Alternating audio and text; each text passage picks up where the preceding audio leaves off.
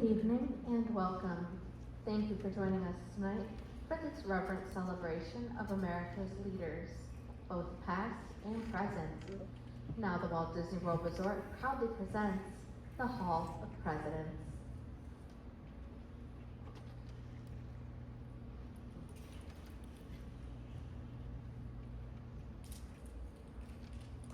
This program is dedicated to the memory of Walt Disney. In 1971, his love for America inspired the creation of the Hall of Presidents, a place to celebrate the optimism and goodwill he saw at the heart of the American story. Walt's vision was to honor the nation by honoring the American presidency.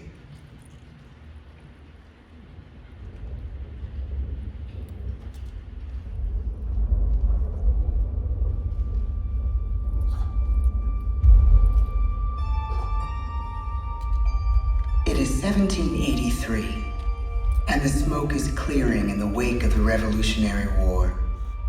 Over the course of 8 grinding years, General George Washington has led a force of shopkeepers, farmers, and Native American allies to victory over the greatest military power in the world. A new nation has been born, independent and free. The founders must form a national government. In 1787, through months of passionate debate, they create a written constitution. For the country's highest office, they imagine something new in the history of the world. A leader not born to power like a king or queen.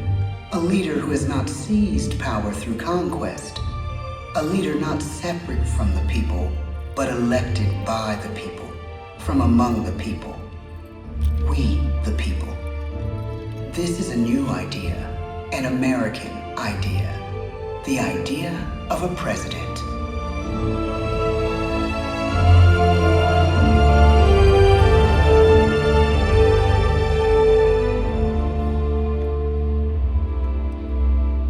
The people don't know exactly what a president will be, but there is little doubt who it will be.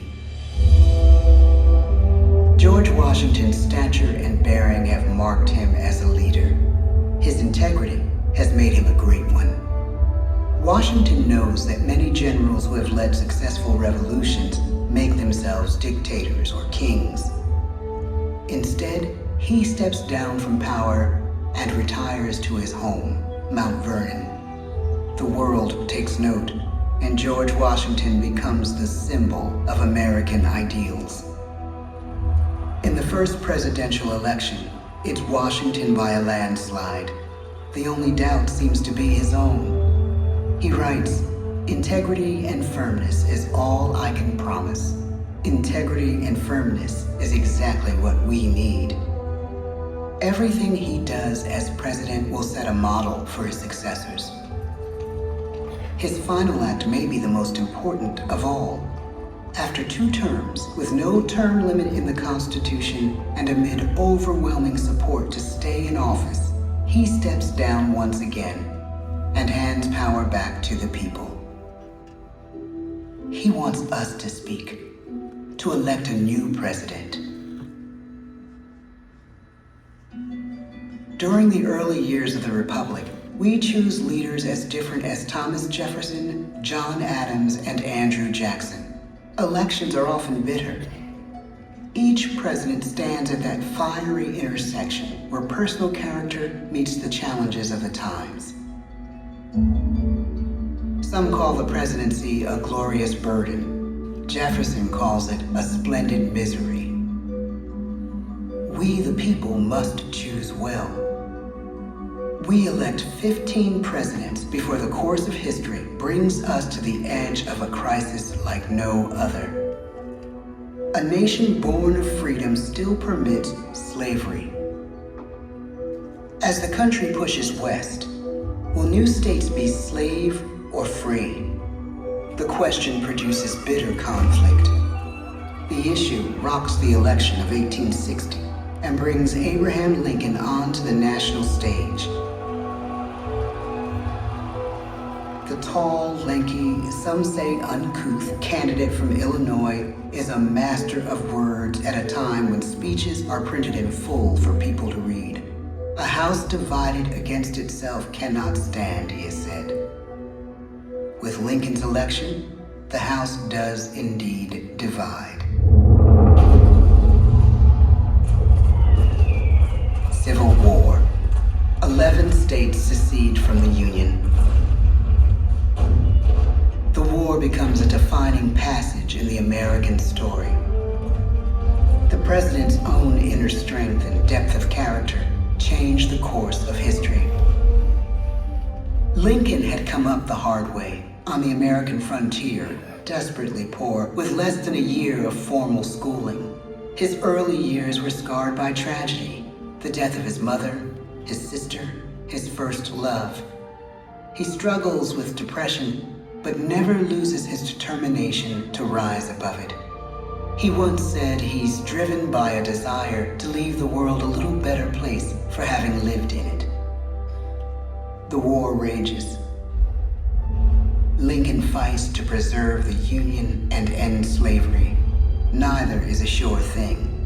At Gettysburg, Pennsylvania, 6 months after one of the bloodiest battles of the war, the president dedicates a cemetery to the thousands of soldiers who died there, in words we can never forget.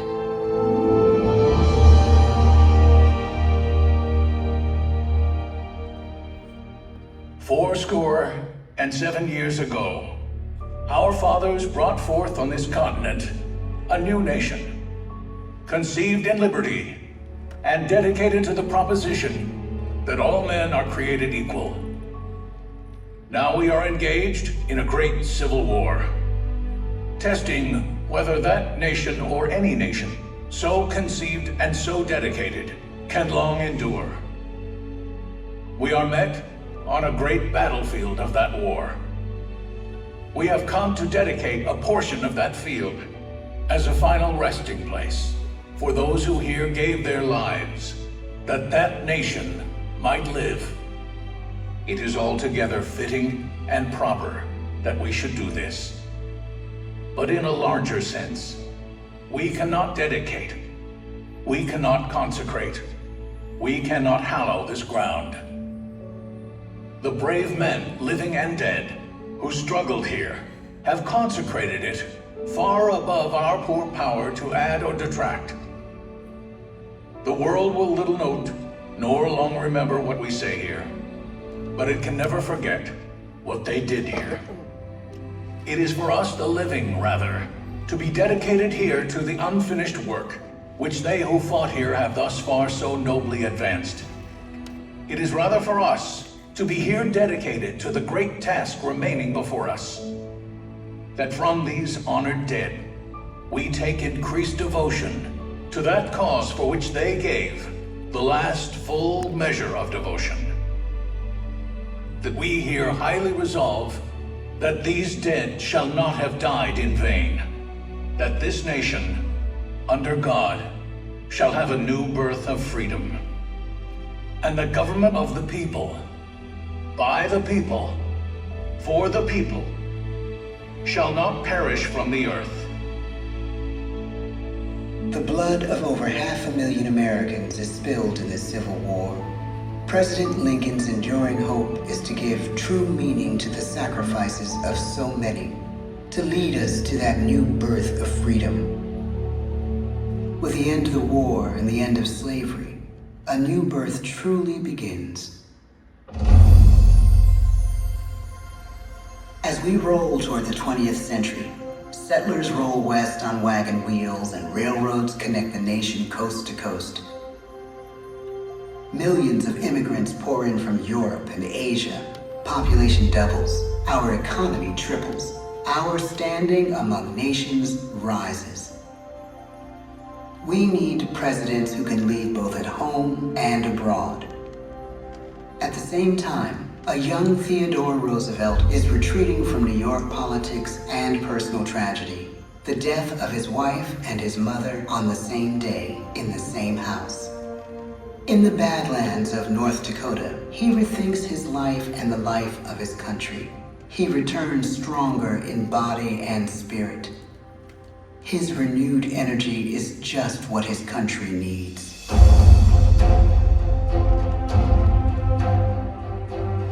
American industry is booming, but social tensions are rising. A progressive movement is bubbling up, pushing for change, and change is needed in the working and living conditions in cities. The gap widens between rich and poor. The demand for change grows stronger. Teddy Roosevelt is a knight on a crusade. He speaks with force and vitality in clear terms that make colorful headlines at a time when mass market newspapers have become the new media. To define his foreign policy, he borrows a phrase from an African proverb: speak softly and carry a big stick. But his greatest accomplishments are made at home. He breaks up giant monopolies, protects workers' rights, and calls for a square deal for all Americans, rich and poor, capitalist and wage earner. And a square deal for every man and every woman in the United States. He calls on America to be as great as the natural grandeur of its lands.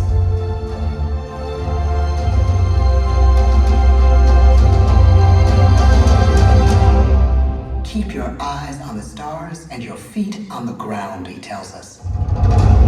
And we do.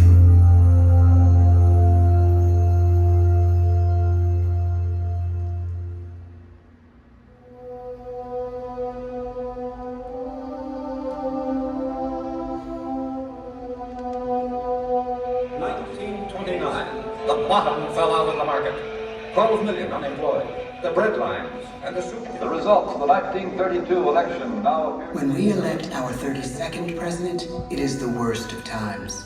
The course of history and the course of one president's life again shape a turning point in our national destiny.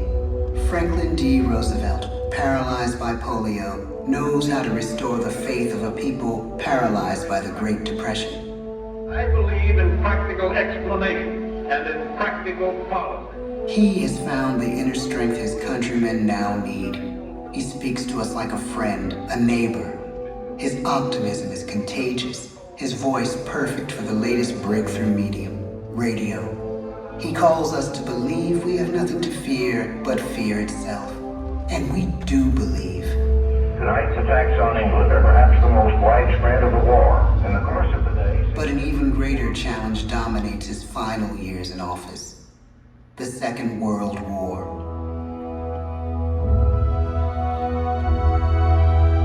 We must be the great arsenal of democracy. This is an emergency as serious as war itself. We stun the world with our production. When bombs fall on U.S. troops in Pearl Harbor, he calls us to fight on the war front and sacrifice on the home front.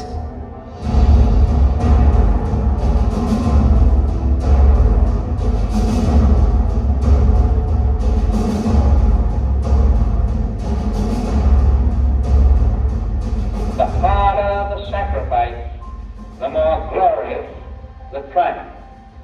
So spoke America in the year 1776. So speak Americans today. The world changes. The country changes. And yet, in one sense, what we need most from our presidents has never changed. A guiding vision that calls forth the best that America can be. Will outer space be developed for the benefit of all mankind? Or will it become another focus for the arms race? The choice is urgent, and it is ours to make. Ask not what your country can do for you. Ask what you can do for your country. But really, it's all of us who must overcome the crippling legacy of bigotry and injustice. And we shall overcome. One of the agreements that President Sadat and Prime Minister Begin are signing tonight is entitled A Framework for Peace in the Middle East. Mr. Gorbachev, tear down this wall.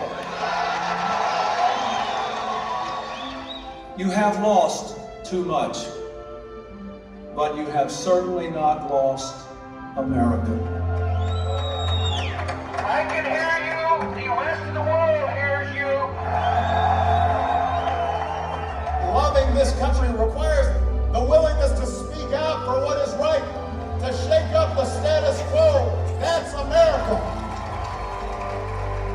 Our presidency is no longer just an idea. It is an idea with a proud history. Ladies and gentlemen, the presidents of the United States of America.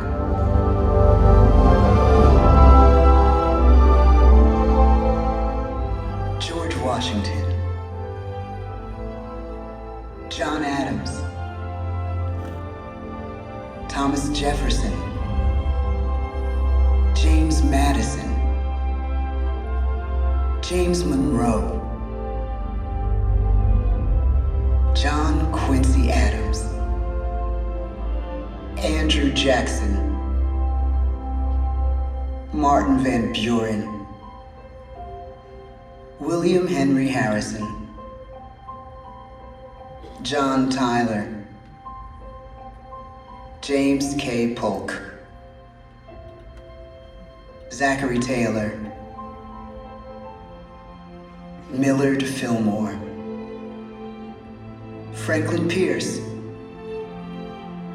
James Buchanan, Abraham Lincoln, Andrew Johnson, Ulysses S. Grant, Rutherford B. Hayes, James A. Garfield, Chester A. Arthur, Grover Cleveland,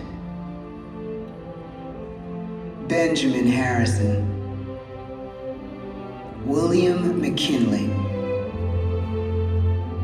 Theodore Roosevelt, William Howard Taft,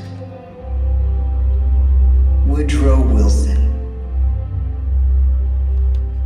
Warren G. Harding, Calvin Coolidge, Herbert Hoover, Franklin D. Roosevelt, Harry S. Truman, Dwight D. Eisenhower, John F. Kennedy, Lyndon B. Johnson, Richard M. Nixon, Gerald R. Ford, Jimmy Carter, Ronald Reagan, George Bush, Bill Clinton, George W. Bush, Barack Obama, Joe Biden.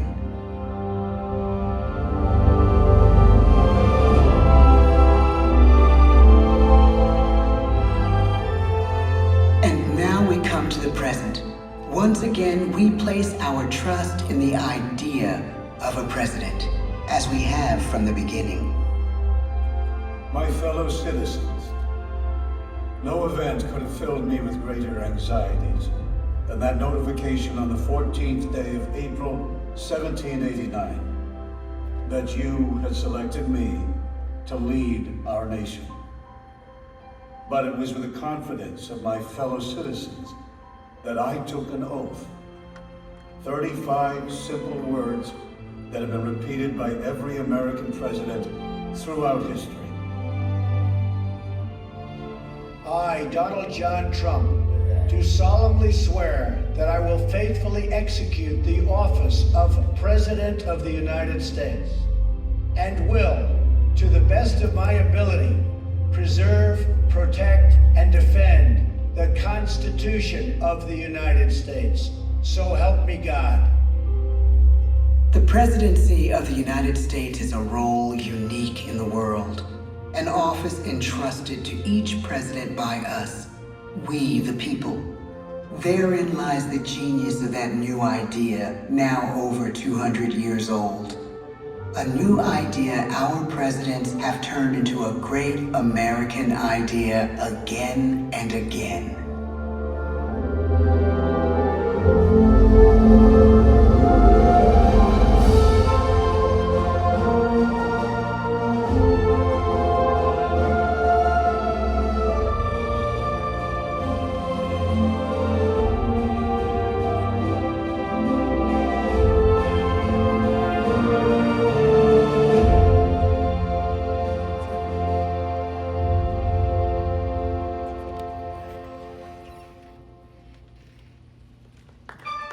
This concludes our presentation. Please gather your personal belongings and exit through the open doors on the right-hand side.